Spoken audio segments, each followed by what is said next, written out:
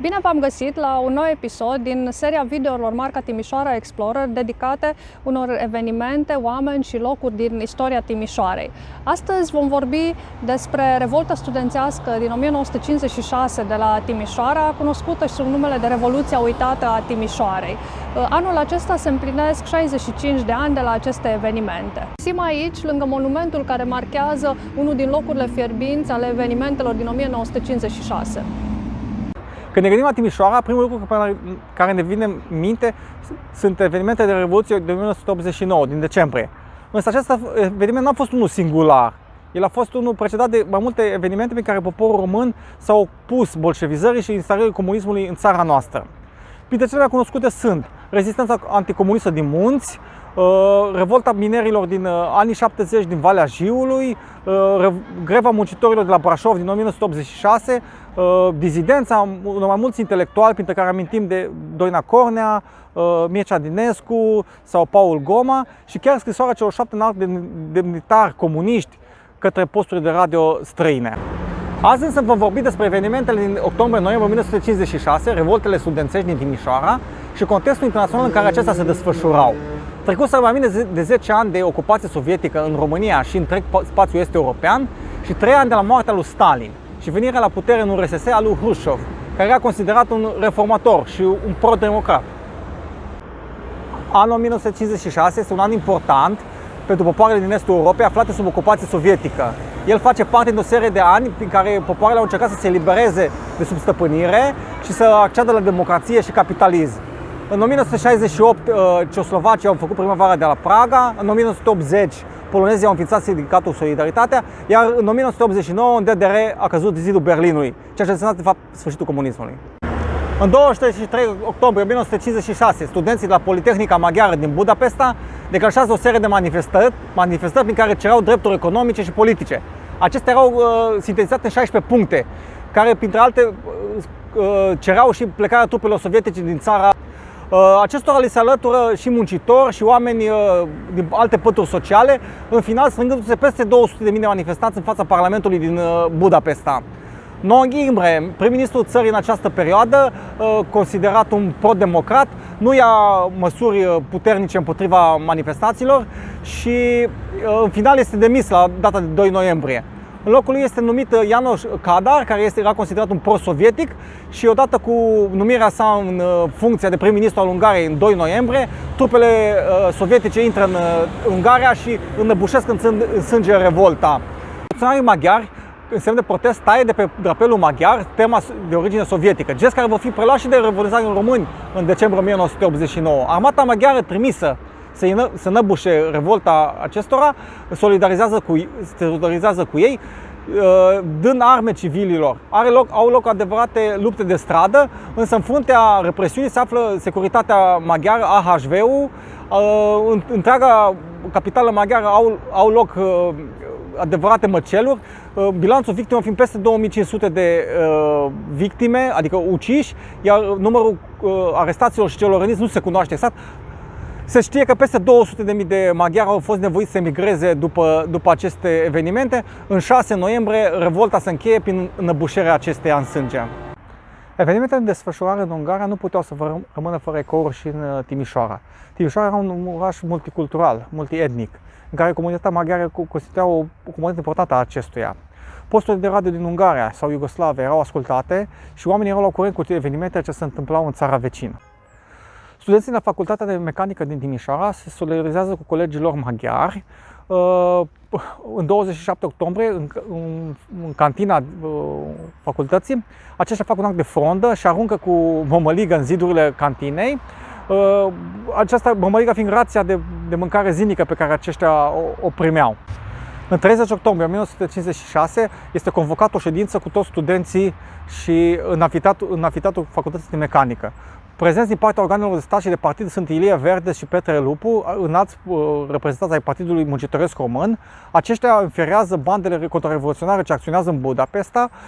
Studenții de la mecanică protestează și ei și își pun doleanțele împotriva condițiilor draconice care se aflau în România, pe lângă celebrele cote pe care România trebuia să le plătească Uniunii Sovietice.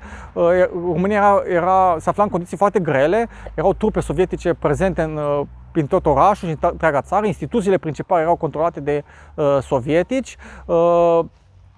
Limba rusă era o limbă oficială, se cânta imnul sovietic în fiecare școală, iar marxismul era privit ca o doctrină. Aceștia inițial sunt atenți la doleanțele studenților și le promit că vor reveni în 2 noiembrie cu rezolvarea doleanțelor lor, însă în momentul în care aceștia ies din clădirea Facultății de Mecanică, la numai 2 ore, trupele de securitate și ale armatei intervin și arestează pe toți cei care se aflau în amfiteatru.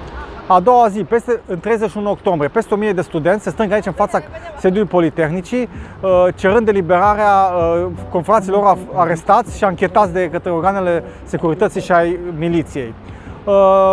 Aceștia sunt aici în partea centrală a orașului, sunt înconjurați de trupe ale Ministerului de Interne și ale armatei, se trag focuri de avertisment și în final sunt arestați și transportați la Beșcherecu Mic, unde se afla o unitate militară importantă. Băieții sunt despărțiți de fete, sunt anchetați și bătuți, puși să mărturisească cine i-a trimis, în dorința de a se afla care sunt liderii lor. La ieșirea din anchetă, aceștia sunt puși să semneze o declarație prin care se dezic de aceste evenimente și care recunosc conducerea de stat și de partid a țării. Protestele studenților de la Timișoara nu rămân fără ecou în întreaga țară. Centre universitare importante ca Târgu Mureș, Cluj sau București li se arătură lor, încercând să facă și manifestări asemănătoare. Însă ele sunt înăbușite în fașă. Liderii mișcării studențești din Timișoara, Gheorghe Păcuraru, Octavian Vulpe și Teodor Stanca, sunt condamnați la ani grei de închisoare pe care îi vor executa în penitenciare din întreaga țară. Ca o ironie a istoriei, principalii lideri care au acționat aici la Timișoara la înăbușirea acestei revolte studențești au fost 2 personaje pe care le vom regăsi și în 1989 în decembrie.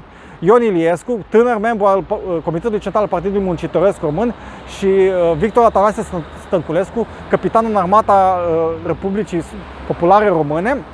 Aceștia se vor ocupa și de reprimarea Revoluției din 89, iar după fuga dictatorului Ceaușescu, ei vor prelua puterea în țara noastră. În semn de solidaritate cu colegii lor și pentru a comemora aceste evenimente din 1956, formația Phoenix a compus melodia Canaro.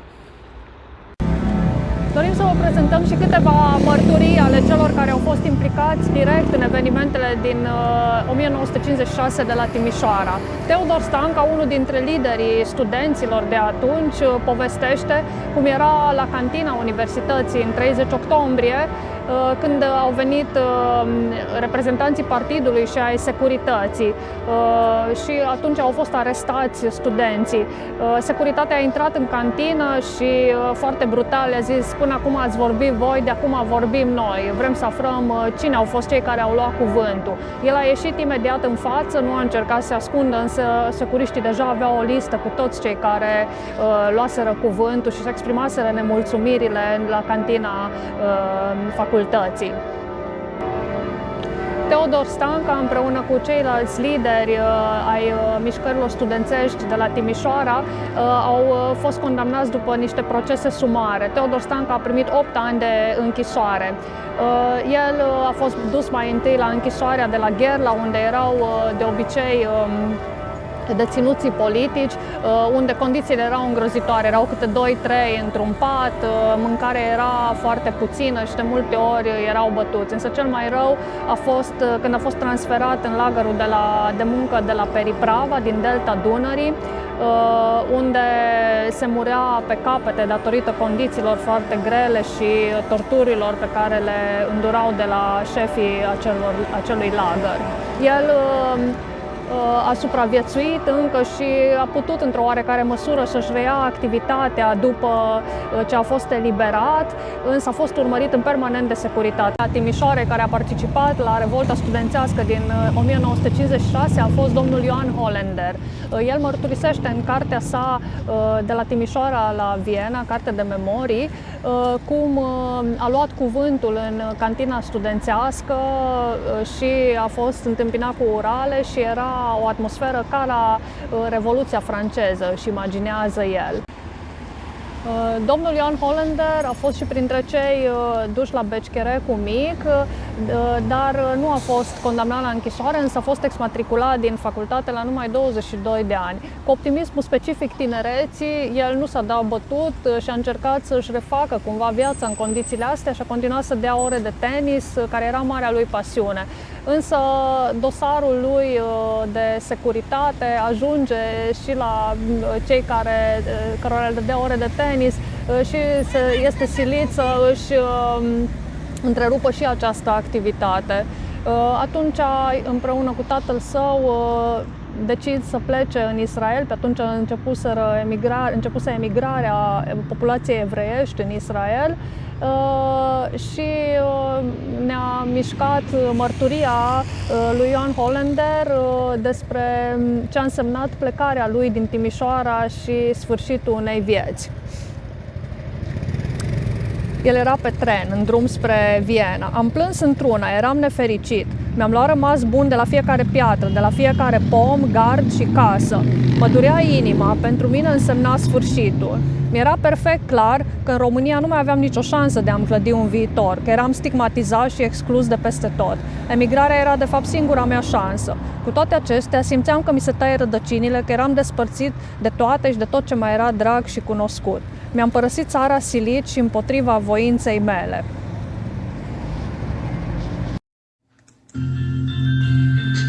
Țărman ca noapte s-a părut, în zările